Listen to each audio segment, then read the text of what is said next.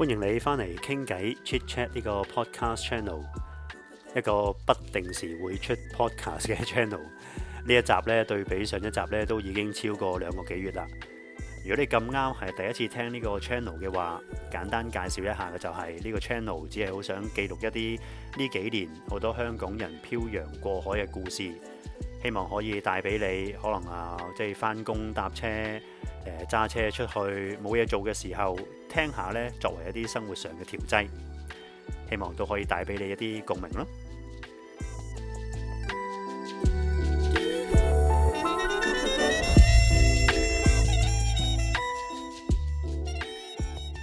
好開心！我呢一集香港人最中意返工有呢個另一對夫妻檔啊，同大家講少少嘅就係我上個月咧去咗佢哋鋪頭食咗一碗係我嚟英國咁耐最好食嘅拉麵咯，我覺得係。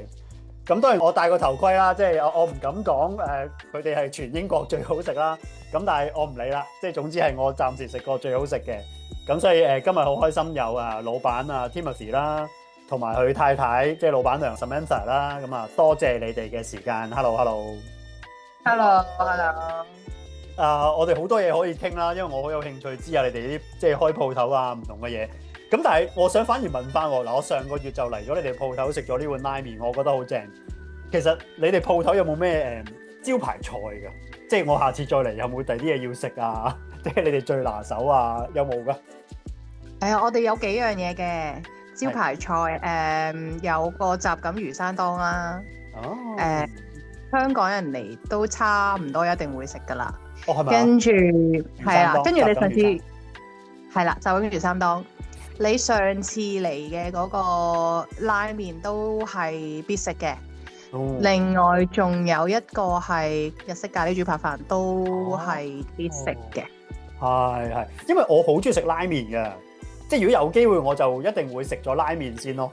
咁但係因為一次過食唔到咁多嘢啊嘛，所以我問定你即係如果我下次再嚟，OK 有呢個什錦，你可以分幾次啊？分幾次先？係什錦魚生當，有咖喱豬扒飯，同埋我食嘅拉麵。冇錯。咁呢啲係最多客人會叫噶啦。暫時係嘅。有冇話本地？我哋講嘅就係外國人啦，但係佢哋本地人啦，即係佢哋叫嘅同可能係香港人華人嚟你哋鋪頭叫嘅又有冇分別嘅咧？有，都好大分別。我哋而家仲揣摩緊嘅，即係本地人嘅口味。咁因為我哋頂手翻嚟，即係我哋嘅上一手啦，佢係做傳統嗰隻中式 take away 嘅。咁所以過去嗰一年有啲，我諗有一半啦。啲本地人嚟都係諗住食翻中式嘢嘅，即係炸春卷椒鹽燒賣椒鹽薯條、香酥鴨呢啲，完全係香港人嚟唔會食嘅嘢嚟嘅。咁最近我哋開始真係想走翻啲再日式啲噶啦，咁就推出唔同嘅拉麵。咁香港人嚟就多數食日式叉燒拉麵係啦，日式叉燒拉麵啦，即係我上次食嘅咯。係啦，即係叉燒都係我哋自己整噶嘛。咁本地人咧就唔係好識食呢種嘅，咁所以我哋就出咗雲吞拉麵，就反而好受歡迎啦。雲吞拉麵呢個組合都好特別喎。即係雲吞麵嘅拉麵版。係，但係本地人就好中意，你意思係？係，估唔到啊！咁本地人好中意嘅，每個人嚟食完之後都覺得好好嘅。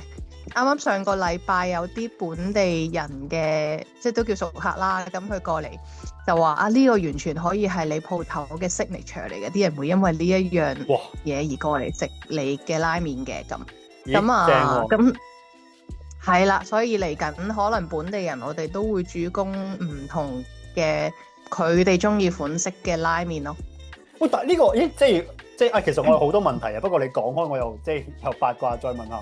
咁本地人嘅口味又同可能華人香港人又唔同，咁點搞咧？即係你就得會唔會順得哥情失嫂意嗰啲咧？即係你就得本地人咁華人又唔啱食，但係你就得佢哋咩？咁本地人又唔啱咁樣，會唔會出現一個咁嘅情況嘅咧？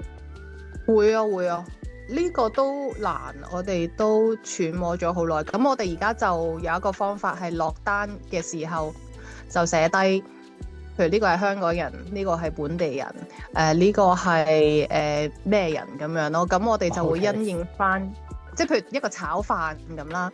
咁本地人係要勁濃味嘅。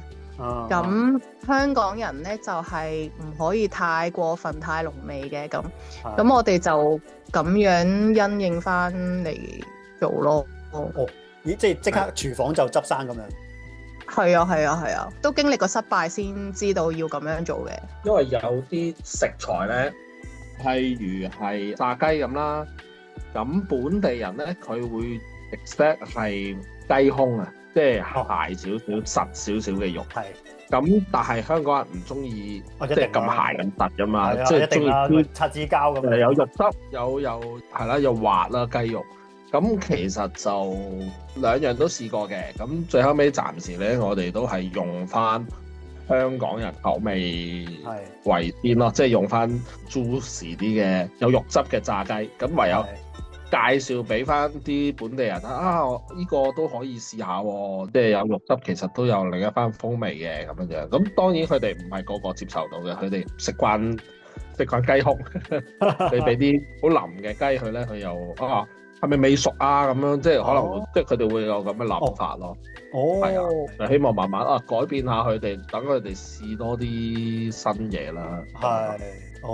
咦，食慣咗真係好唔同喎。係啊，我諗文化咯，即係我哋嗰陣時啱啱開鋪，有啲本地人過嚟試，佢話佢哋理解嘅中餐唔係我哋煮緊俾佢食嘅嗰種嚟嘅，即係可能我哋香港由細到大食嗰啲叫咩廣東菜，咁同佢哋喺呢度食咗幾廿年嘅嗰一種菜式又有啲唔同，咁我哋又重新再學習咁樣咯。但係你哋已經好叻噶咯，即係如果你落單嘅時候已經係按住佢嘅可唔可以叫種族，即係然後可以嘅，係咯，廚房識得執生，呢個好勁喎，呢個其實係原來好多即係有啲啦，有啲嘅喺呢度做得耐嘅中餐，佢哋都係會咁樣嘅，即係譬如可能樓面落單會寫低呢個係本地人，呢個係亞洲人咁樣，咁佢哋自己就識執生，費事俾人投訴啊嘛。係，所以嚟緊就會推出唔同款嘅拉麵，就希望 cover 到唔同種類嘅客人咁樣。係啊。因為本地人都有啲又好食得辣嘅。咁我哋都會再俾啲辣椒油啊、辣椒醬佢咯。係啊，咁佢哋又好中意嘅喎。咦，咁幾好喎！佢哋又可以試到我哋啲香港地道口味咁樣。係啦，自己調節咯，即係可能都要預備多少少嘢醬油咁樣去，佢哋覺得唔夠味嗰時再加落去咯。咁譬如我哋本地人可能做個炒飯都特別濃味啲嘅，可能佢都仲覺得唔夠㗎。試過有啲客再問我攞多啲幼鹽，再滲炸鹽落去啲炒飯就要食。咁誇張哇！係啦，或者攞啲豉油要淋落啲豉油度食，咁亦都有嘅。哇！聽到都佢哋嘅腎功能好強壯。有啲客係食枝豆啊，揾啲枝豆浸住啲豉油嚟食咯。跟住食晒啲枝豆之後，成細半碗豉油飲咗佢啦。跟住我望到都，但係佢哋覺得好 delicious 啊，咁樣 amazing 咁樣。都大開眼界嘅，係明白。哇，犀利！其實係堂食客多啊，定係外賣客多嘅咧？堂食多啲，堂食多啲。堂食多到係香港人。時時咯。本地人係少啲嘅，即係都有，但係少啲，係啦。係。不過嚟緊你推出呢個雲吞拉麵會多啲噶啦。嗱，大家可以去試下。我咧會喺每一集嗰度 tag 翻，即係佢哋鋪頭個名啊，係啊，即係有機會去試下佢哋嘅鋪頭嘅出品。講翻少少背景先，其實咧你哋係一家幾多口嚟咗英國幾耐啊？而家講緊係。我哋嚟咗3年，啱啱3年，係啊。本來係一家4口，而家一家5口咯。哦，係點解會咩意思咧？多咗一位係我哋嚟嘅時候4個，係跟住而家我第3個小朋友喺呢度出世嘅，咁啊16個月啊，好似16個月係啊，係16個月咯，哦，咁啊變咗一家5口啦而家。哇！咁又要打理鋪頭，又要照顧3個都係仔定係有仔有女？係啊，3個都係仔啊哇！3位公子，3位公子。犀利啊，兩位，即係無限精力先得啊，應該係。咦？呢個可能要再另外開一集啊，講屋企嘅嘢。我哋今集淨係講下份工先。好。係。咁嗱，而家就一齊打理你哋呢間日本餐廳啦。你哋個鋪頭名叫做 Oh My Wok 噶嘛？係啊係啊。係啊，又八卦下，呢個名係點嚟嘅咧？嗰陣時諗住食啲字咩 Oh my God 啊咁樣，跟住食下啲字嘅，因為我見到好多本地人中意食啲 Asian 嘢，有個 wok 字啊，WOK wok，係咁就諗住都食下字啦，咁就叫 Oh My Wok 啦，不如咁樣咁但係有時啲人睇個招牌咧，因為我哋將個 O 字做咗一個 logo，咁佢就以為係呢個 My Wok 咁啊。OK，skip 咗嗰個 O 字，skip 咗個 O 字。咁呢個係邊位諗㗎？定係兩位一齊度出嚟？我諗嘅，犀利喎，有啲諗頭喎。而家係點樣分工嘅咧？你哋係邊位係落場煮啊？邊位係樓面啊？可唔可以又知下八卦下？而家係我係負責熱食嘅，我細佬就負責壽司刺身嘅。哦，咁我細佬老公又喺度幫手嘅都，即係有份做。係啊，我細佬係10幾年嘅壽司師傅嚟嘅。哦。咁啊，所以我哋啲刺身啊，嗰啲全部都幾高質嘅。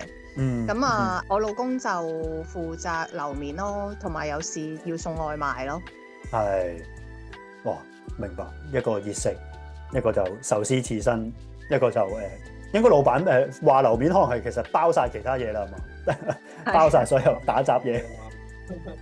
總之咩都係啦，大家都係一個大打雜。係。咁又問翻，係啦，你哋係從前係有做過飲食，有呢方面嘅經驗嘅？我哋喺香港嗰陣時有開居酒屋嘅，都開咗幾年啦。哦，係咩時間啊？即係臨走之前都仲開緊啦，定還是係咯？係咩時間？係臨走都仲喺度嘅，咁啊而家冇咗啦，開咗幾年咯，5年6年。19年開居酒屋就19年開嘅，另外有間 cafe 就再做多2年好似嘛，17係17年開。係，所以兩位係開個 cafe 居酒屋。係啦。居酒屋係咪細佬已經係喺裏邊幫手？即係唔好話幫手咯，佢都係。係嘅。哦，咦，咁又八卦，嗰陣時咪都好唔容易咯。如果你話19年開居酒屋，咁跟住撞正香港個環境疫情，係啊，等等咁咪好最差嘅時候咯。係啊，全部最難捱嘅時候。啱啱開嗰時就係19年831開嘅。哦，跟住到20年後就開始疫情啦。係咯，咁都經歷晒㗎嗰啲要用夾板啊，要量體温啊，要填表啊，2人一台，4人一台，又夜晚冇堂食，咁樣全部都玩晒㗎啦。係，哇！係身經百戰喎。係啊。咁咪好 tough 咯，其實嗰陣時咪你啱啱開，咁即係如果容許我幻想嘅就係你啱啱開都有啲期望，你都會希望即係啲生意啊等等嘅，咁但係哇撞正跟住個環境疫情咁咪好大打擊咯。係啊，咪 EQ 訓練營咁樣咯，幾年。係啊，辛苦，即係諗起都覺得有一身冷汗。係，但係最後到而家都可以全身而退都 OK 嘅咁樣。未死咯，同大家香港人一樣。香港人喺香港嘅都係繼續。聽啲老闆講，而家香港做生意都唔容易啊。開翻關之後，都啲生意都會跌咗好多。咁嗰陣時，你哋開居酒屋嗰個分工係咪都好似類似而家咁樣㗎？又係老闆娘就係做熱食，細佬就係做壽司刺身，老闆就係包底。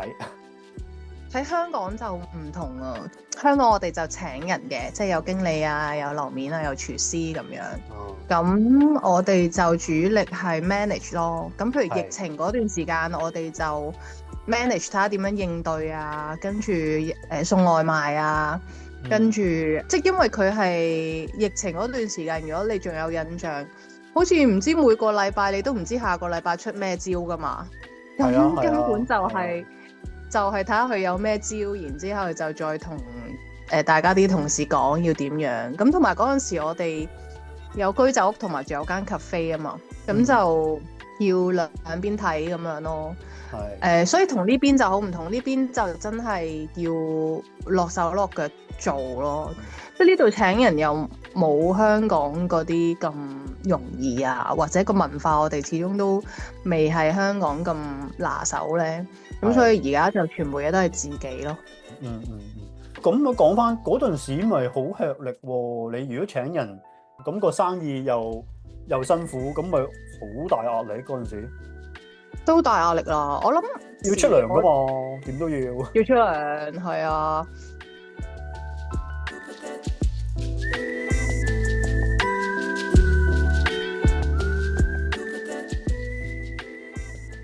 嗰日喺佢哋鋪頭叫呢碗拉麵嘅時候，我心情就係又期待，但係又打定輸數。如果你喺英國生活嘅，你應該知道我講緊嘅係咩一回事。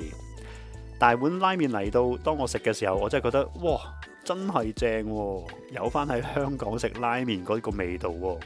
所以如果你有機會嘅，一定要去Timothy 同埋 Samantha 呢間 Oh My Wok 咧去試下。下一集我哋繼續去聽下呢個飲食業嘅血淚史啊！下一集我哋再傾過，拜拜。